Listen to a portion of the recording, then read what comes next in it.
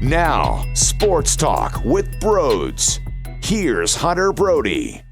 What is going on, everyone? The Philadelphia Flyers lose in a shootout to the Toronto Maple Leafs. The final score 4-3. The shootout was hideous as hell. But if you look at it big picture, the Flyers took, in a back-to-back scenario, they took 3 of 4 points.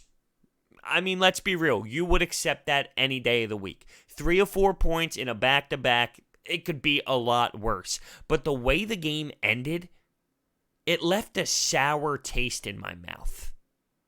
But I have something for you that isn't sour at all. It's the complete opposite. It's sweet. I have free money. If you use the promo code BROADS, you get $20 off of your SeatGeek's total purchase. So make sure you use it and get yourself to a game.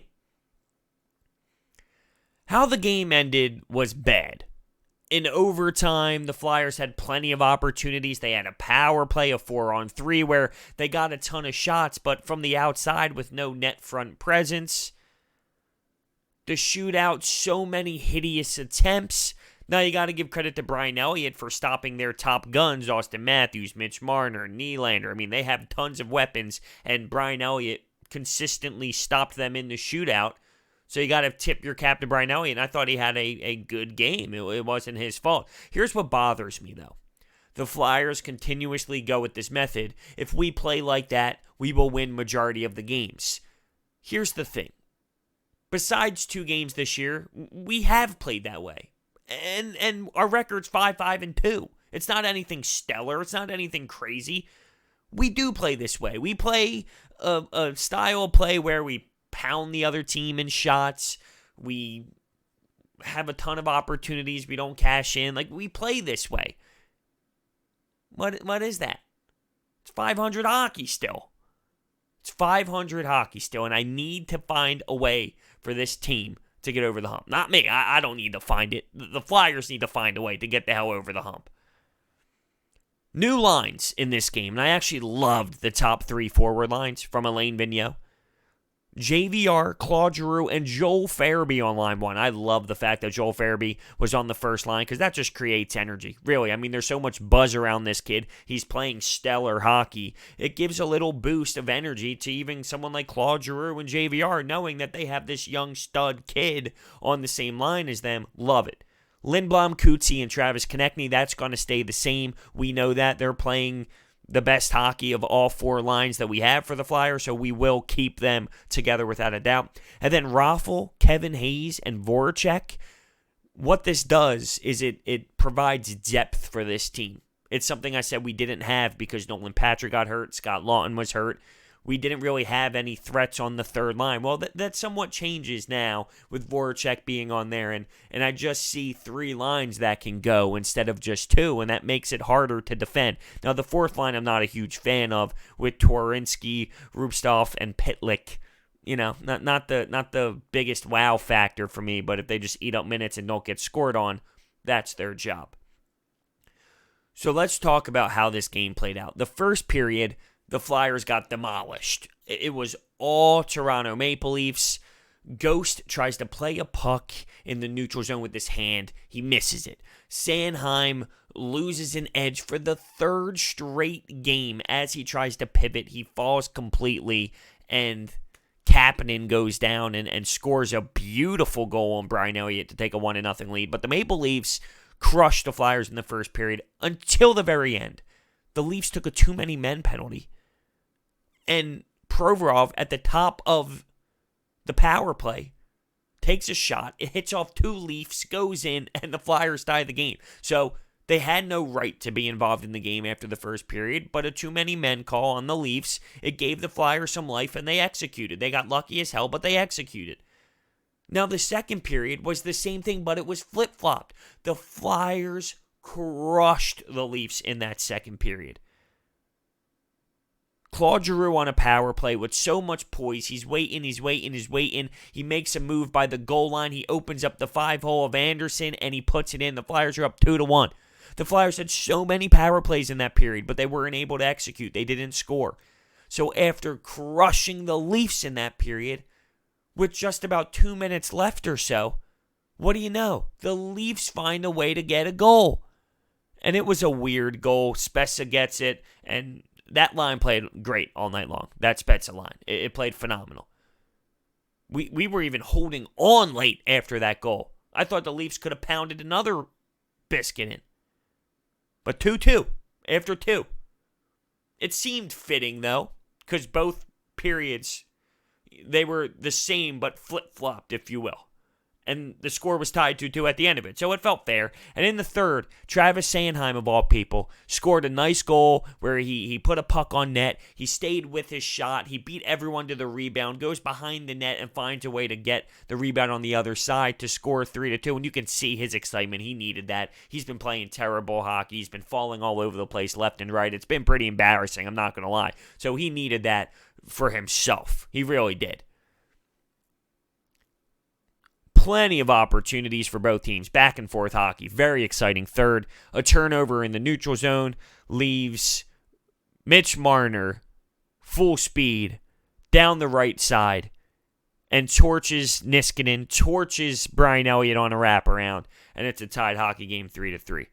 Under 2 minutes left in regulation. Travis Konecny wide open in the slot, misses the net, but his quick release is insane. I mean, he gets the puck on his stick, bang, right off instantly. He misses wide. 20, 30 seconds later, JVR, same spot, he misses. 2 grade A scoring chances with under 2 minutes left, and then they couldn't bury. Fast forward to overtime. I mentioned the power play, the 4-on-3 power play that they were... I don't know what they were trying to do, one-timers, but they were doing these one-timers. They were moving around, and with 4-on-3, there's so much space to create lanes, right?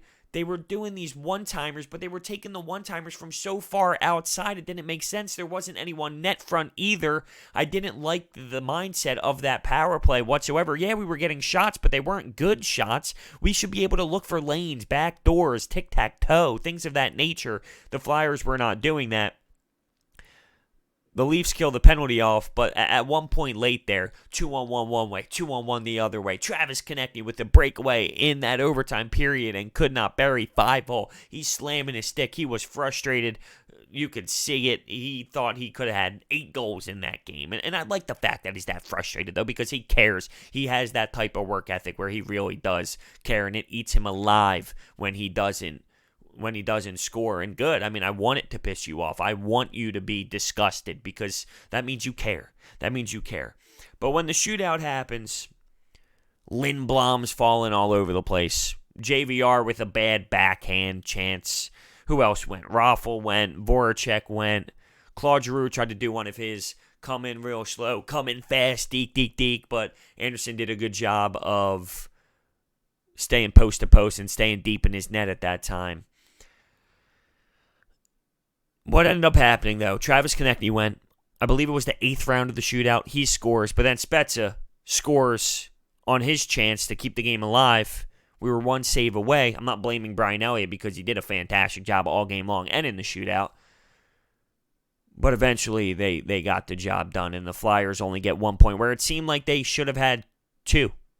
It felt like the Flyers should have won this game outside of the first period. I thought they were in control. I thought they put on a great display. But it comes down, what I always look at after how great they played, they're 5-5-2. They're 5-5-2. So what does that mean? They're an average hockey team. Win a game, lose a game, win 2, lose 2. I need a streak. I need a ride. They're not playing bad hockey. Take away the Penguins and the Islander game. They haven't played horrendous hockey, but it's not coming out to victories all the time. And I know it's not always going to. There's going to be games where you get dominated, but you win, and it's weird. There's going to be games when you dominate and you lose. It's weird. I know all that. But I don't want to be this 500 hockey team for another season. That's just what it is continuously with this organization. And there has to be a way to find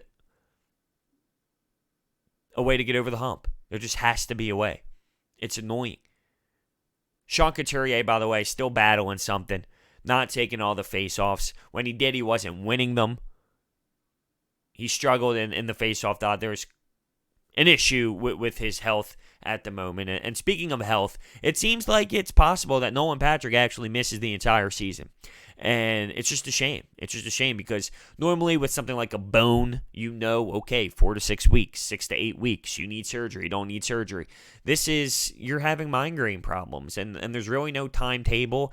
There's no way to tell when it's going to get better, if it's going to get better, how it's going to get better. It's super tough. It's a really tough position to be in. I feel bad for him because I know all he wants to do is get back out on the ice, but something like this, you really need to stay on top of, and you can't force things. You can't come back too soon. You got to make sure that all of the symptoms are gone or whatever the case may be. So, with that being said, hopefully he can come back this year, and if he does, he's completely healthy without rushing it. But this is a serious problem in terms of migraines. It's a serious thing. You can't just push it to the side and say, I want to play hockey, because there's plenty of other things in life outside of hockey that he needs to focus on with this migraine issue. So we'll see how the team responds next. It was a back-to-back, big picture, 3 or 4 points. You're happy and you move on. But this just tastes sour. I hated the way the shootout ended. I hated the way it looked. I hated the overtime. I thought we could have scored plenty of times. The last 2 minutes in the third period, JVR, Travis Konecny, there's so many times out there on the ice where I thought the Flyers should have came out with 2 points. So maybe it's me being greedy. I don't know what to tell you. They should have got 2 points. They didn't get 2 points. 500 hockey team. Find a way to get better. It's that simple. Let me know your thoughts down below. Thank you for watching. I'll see you next time.